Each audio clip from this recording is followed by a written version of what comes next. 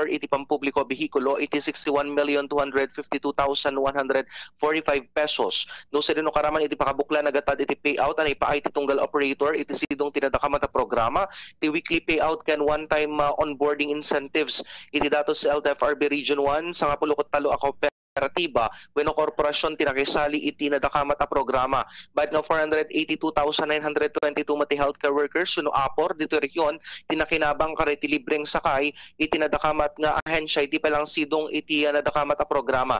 Di service contracting program ket na yuswa ti tataat siyempo ti pandemya tapno matulungan dagiti drivers iti sapulda ken kasamutan dagiti apors iti panagturong da karagiti pagtrabahuan da baban pailaang karagiti libreng sakay nga rito kat inyuswat pala ang itinadakamat nga ahensya. Itunggal benepisaryo kat nakaawat incentive base iti base pa lang iti bilang ti trips at inaray kaya kompleto da iti may sa Domingo. Kabayatan na naglepasan tinadakamat a programa di Oktubre at 30 no sinino kat nagyamanan mati LTFRB Region 1 dagiti drivers ken operators ang nakipasat pa lang itinadakamat a programa. Bombo John Martin para sa Pambansang Radyo ng Pilipinas, consistent #1 sa La Union, basta radyo. Bombo.